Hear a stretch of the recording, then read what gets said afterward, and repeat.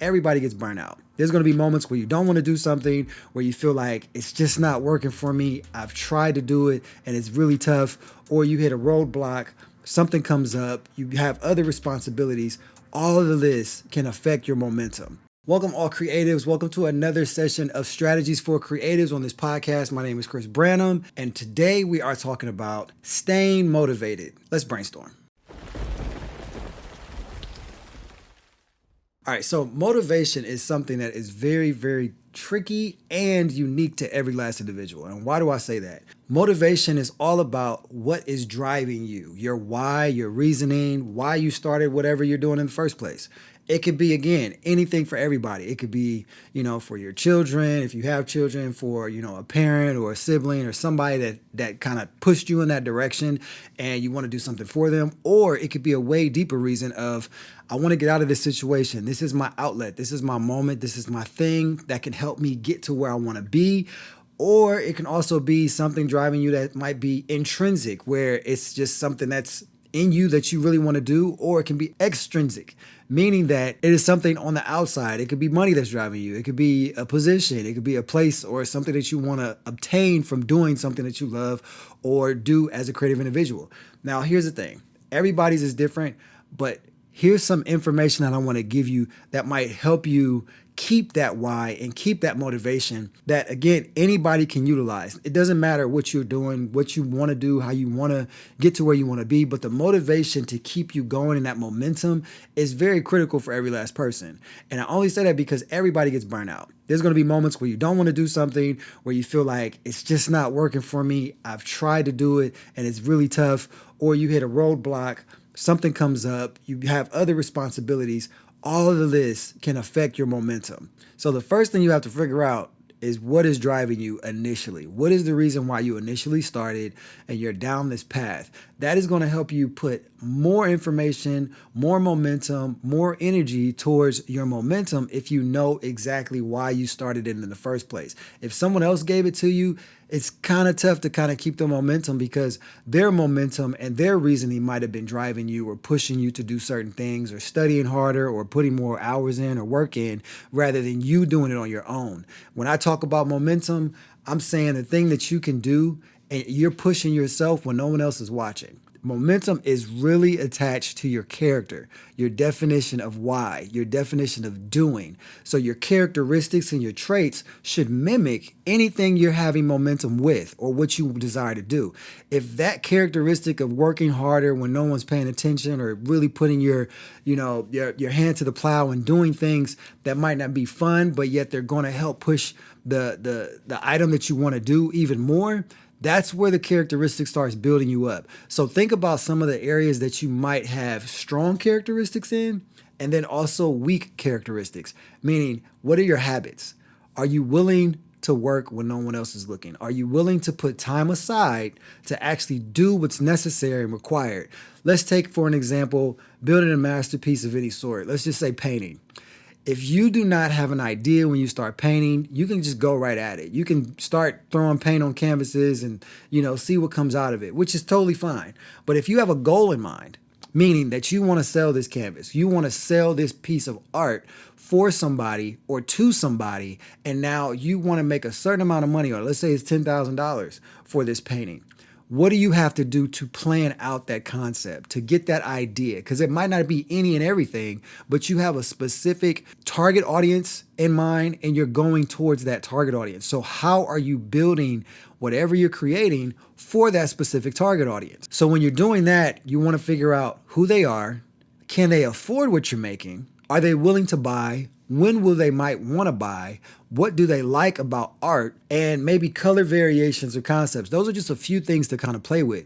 But in order to build that characteristic and that key avatar, you need to figure out the demographic, the sociographic, and everything in between. So you're not just building something and hoping somebody's going to buy something. Now you have to figure out what do you need to buy in order to pull off this masterpiece. You'll need a canvas, or you'll need to stretch a canvas. You'll also need supplies. If you don't have them, you need to go buy them.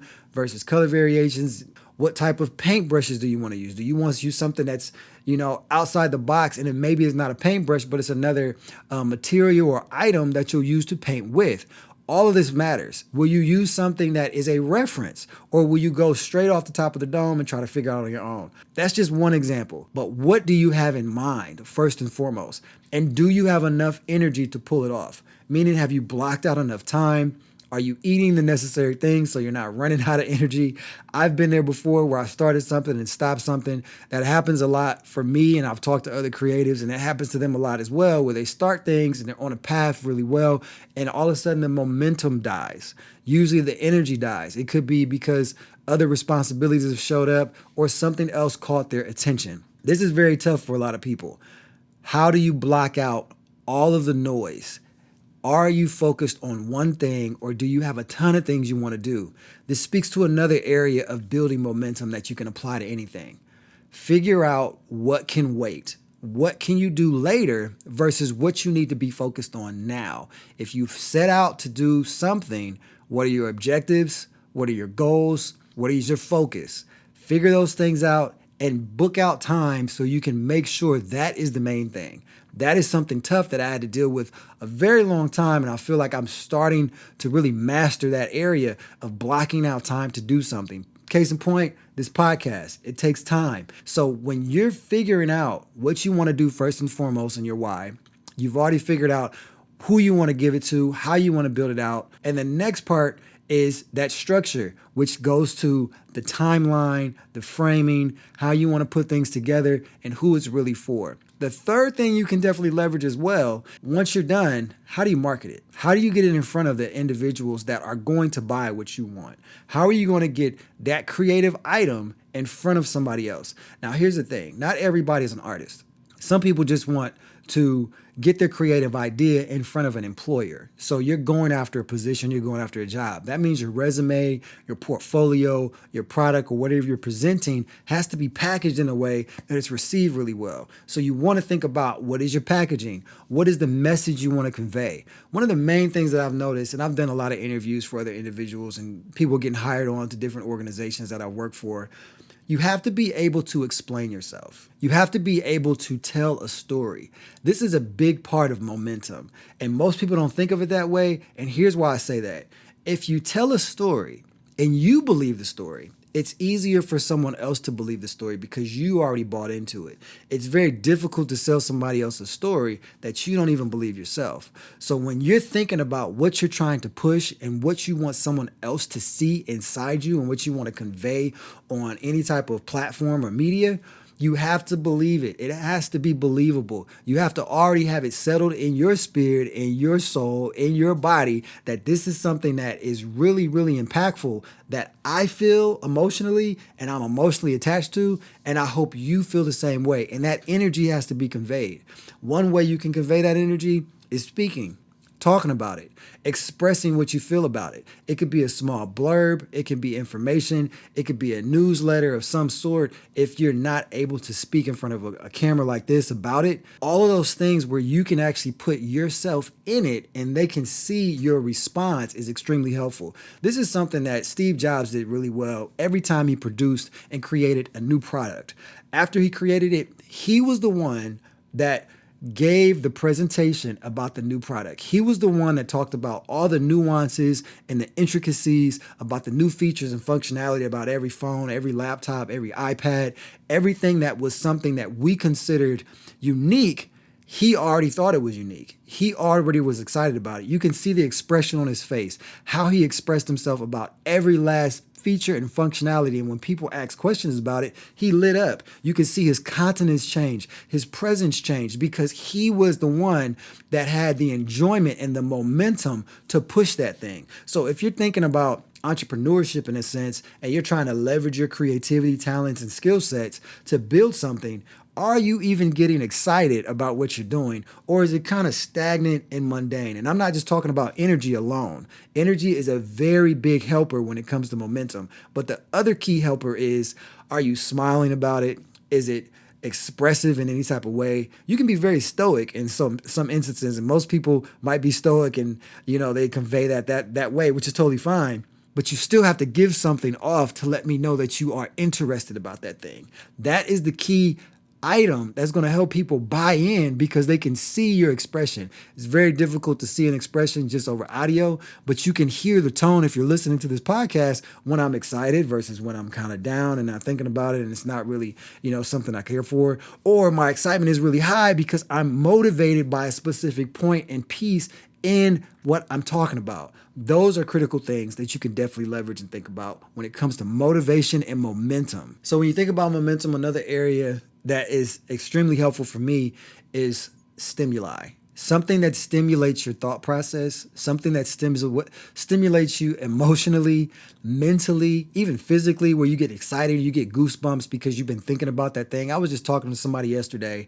and they were extremely excited about something they were doing, starting a new business, and they've been thinking about it for 9 years, mind you. So they had to really have some excitement and momentum and motivation to keep that energy and for 9 years to now do something that they love and they see it and they've been thinking about it and now they're like, man, I'm about to jump right into this thing.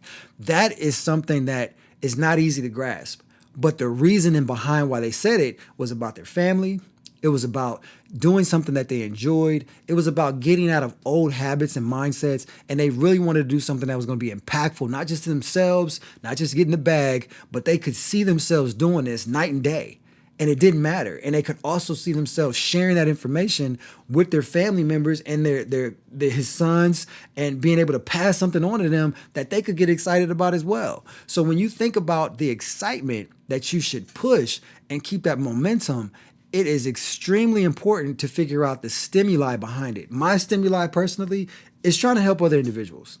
That is a main thing for me. I get excited when somebody else tells me about their idea, dreams, or visions, and they have talent and gifts attached to them, but they're not exactly sure how to do it. I get extremely excited about problem solving. I get excited about trying to figure out their next steps, seeing the end before the beginning, seeing how they can get there, seeing the path, the journey, and helping them figure out what do they need to do in order to make this thing happen. That excites me no matter what. I can sit in brainstorming sessions all day and masterminds and try to figure out, okay, look, what can we do next? And I'm getting excited about their vision, and it's not even my vision. That is what I'm talking about. What motivates you and stimulates you that much where you can feel like you can do it no matter what, and it gives you goosebumps when you're thinking about that thing. You're figuring out how you can do that thing, and you want to do more of it. I did some research, and I was looking at, everybody likes AI, and AI is getting real big, and it gave me a few things that I thought was very interesting. Some AI-generated characteristics of self-motivated people. So most of the time when we think self-motivated, I know for me, I went immediately to individuals that have businesses, entrepreneurs, self-made millionaires, all that kind of stuff. But there's other very important and very valuable people that are self-motivated. And a lot of them we don't think about. They're usually consistent and they fly under the radar. That could be your parents, for one. That could be principals and teachers. That could be doctors, lawyers, individuals that have consistency usually fly on the radar with their momentum and their ability to sustain whatever they're doing. Now, granted, not all of them might be motivated the same way, but the consistency is one of the key things that you can see. There is some type of motivation that is there, but they might not be able to convey it or they might not say it. They just do. And they're doers within their craft or their environment. One of the main things that they mentioned was humility. They are willing to admit mistakes and apologize, and they aren't afraid to say they don't know everything. There is more to learn. So that is a motivational piece that you could definitely take to the bank because nothing's over.